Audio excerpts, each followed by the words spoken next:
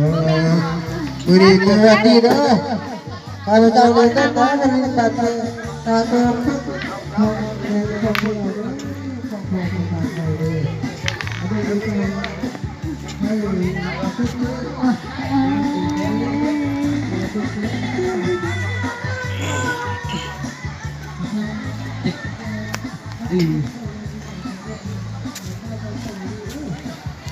แล้วครับ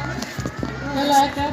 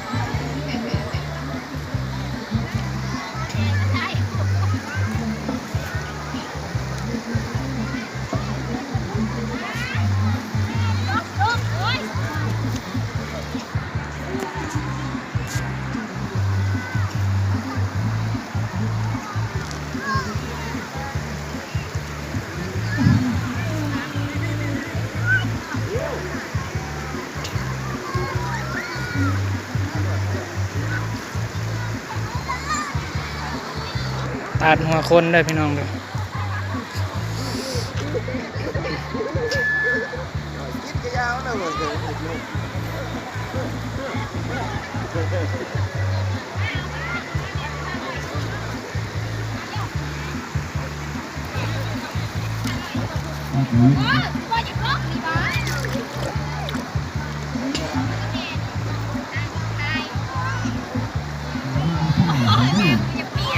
พี่น้าพี่ลูก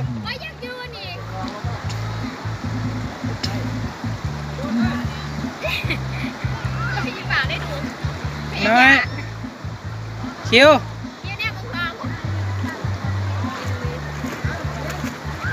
ลอยมั้ยลอยมั้ยลอยไปฮะพอเดี๋ยวมันกระเด้อลอยไปที่คิวไปเดี๋ยว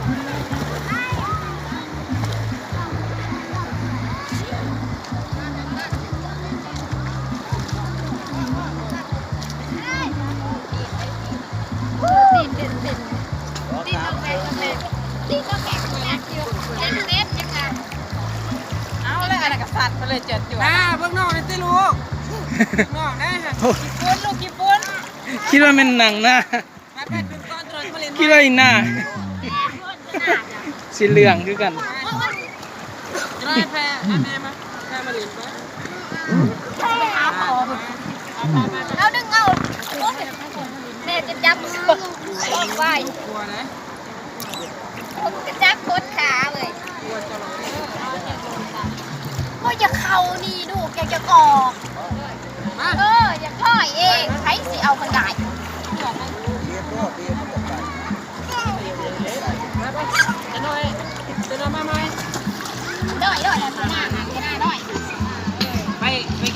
แม่บอกออกแล้วแม่ก็ไปก็เป็น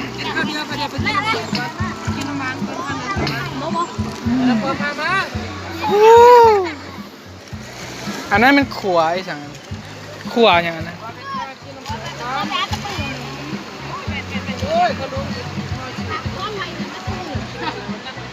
ฮะ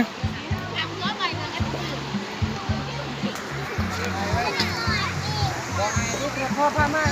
ไม่ลูกอยากคนที่ฆ่าคืนเจ้าก็อยากให้อยากต้องอยากมีอยากได้เองวันนี้ไรสิวันนี้ไรไอ้คนอันน้อยใช้สิกาเป็นวันไหนดอกก็พออย่างที่เป็นวันไหนบ่เอาเครื่องมาทายแม่ก็ไม่ได้เอาเพื่อนจะซื้อเดี่ยวนี่มีสิ่งยืดเถิงรถมันกระเปียกมาตีคอย่อ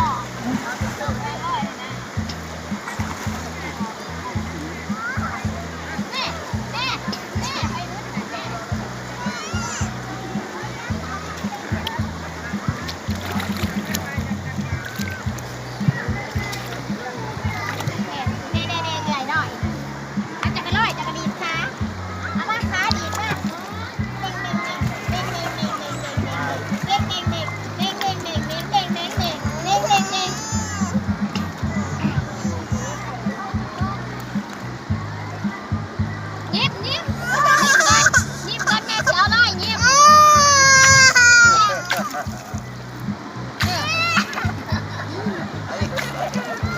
ให้บ่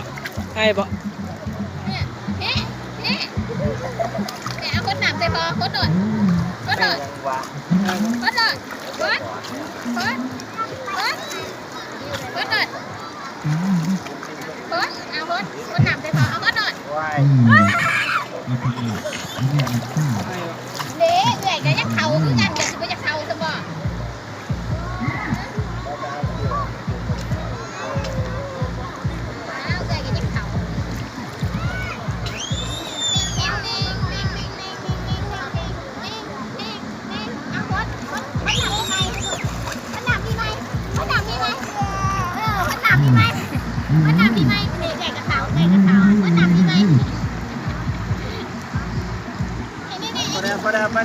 ไปคืนข้าเลยเนาะ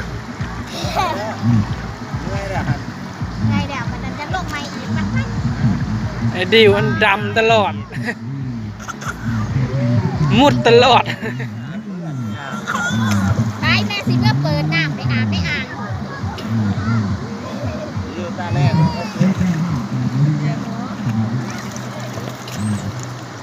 ฟ้ามันยืนนะว่าเป็นเสือเปลี่ยนกัน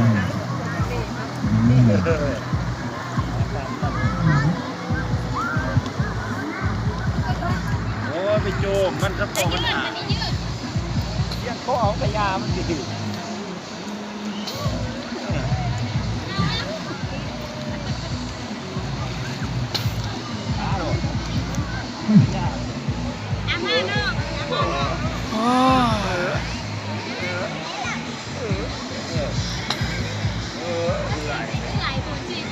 ยืนดีๆแล้วจะล่มไหน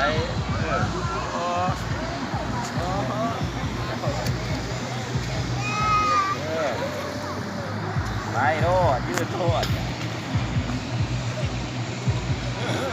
เจ็บนี่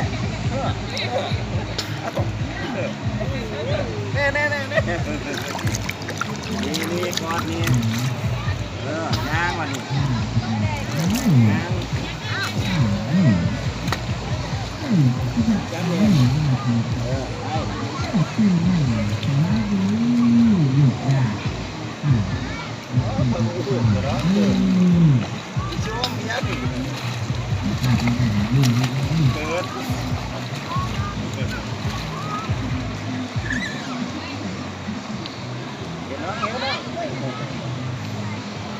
เราไม่ต้องโอเค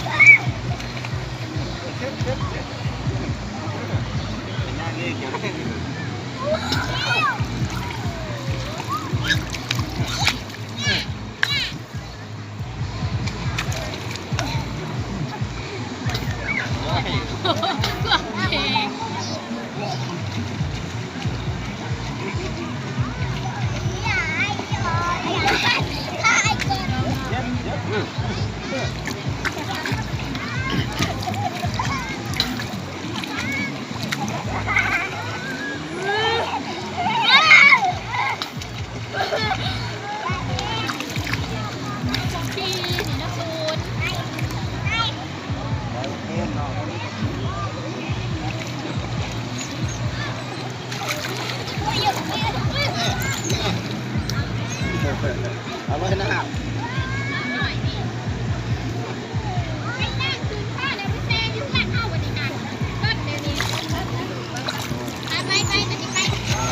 โอ้ย คิดว่า เร็ว อันนี้ได้ไอ้กระคืนกราบอยู่อ่างพุ่นอ่างอยู่เฮือนพุ่นไป พ่อสิได้ออกไปได้เดี๋ยวได้พ่อไปแล้ว กราบอ่างเฮือนพุ่น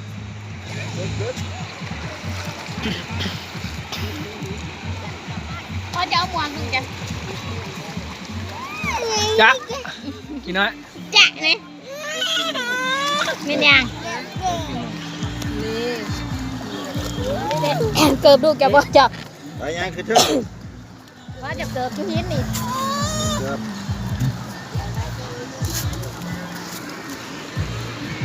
เจ๊ไอ้ก็คืนเบิร์ดเด็กคืนเบิร์ด